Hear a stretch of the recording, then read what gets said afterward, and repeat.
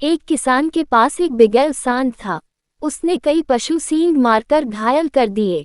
आखिर तंग आकर उसने सांड को जंगल की ओर खदेड़ दिया। सांड जिस जंगल में पहुंचा, वहां खूब हरी घास उगी थी। आजाद होने के बाद सांड के पास दो ही काम रह गए, खूब खाना, हुकारना तथा पैदों के तनों में सींग फंसाकर जोर लगाना। सांड पहले से भी अधिक मोटा हो गया। सारे शरीर में ऐसी मांसपेशियां उभरी जैसे चमड़ी से बाहर छलक ही पड़ेंगी। पीठ पर कंधों के ऊपर की गांठ बती बती धोबी के कपड़ों के गट्ठर जितनी बड़ी हो गई। गले में चमड़ी व मांस की तहों की तहें लटकने लगी।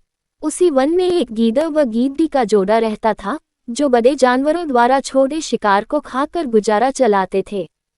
स्वयं वह केवल जंगली चूहों आदि का ही शिकार कर पाते थे।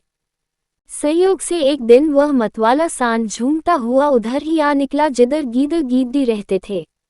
गीदड़ी ने उस सांड को देखा तो उसकी आंखें फटी की फटी रह गईं। उसने आवाज देकर गीदड़ को बाहर बुलाया और बोली, देखो तो इसकी मांसपेशियां, इसका मांस खाने में कितना स्वादिष्ट होगा। आह, भगवान ने हमें क्या स्वादिष्ट तोहफा भेजा है। गीदड़ ने गीदड़ी को समझाया, सपने देखना छोड़ो, उसका मांस कितना ही चर्बीला और स्वादिष्ट हो, हमें क्या लेना। गीदड़ी भड़क उठी, तुम तो भोंदू हो, देखते नहीं उसकी पीठ पर जो चर्बी की गांठ है, वह किसी भी समय गिर जाएगी। हमें उठाना भर होगा और इसके गले में जो मांस की तहें नीचे लटक रही हैं, वे किसी भी समय टूटकर नीचे गिर सकती हैं।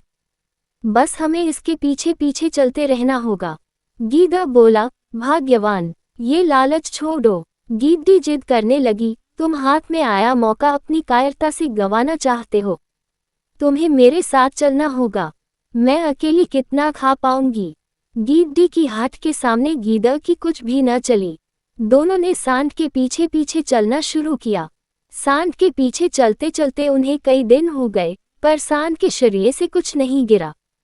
गीदड़ ने बार बार गीदड़ी को समझाने की कोशिश की, गीदड़ी, घर चलते हैं, एक दो चूहे मारकर पेट की आग बुझाते हैं।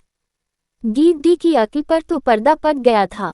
वह न मानी, नहीं, हम खाएंगे तो इसी का मोटा तजा स्वादिष्ट मांस, कभी न कभी तो ये गिरेगा ही। बस दोनों सांड के पीछे लगे रहे।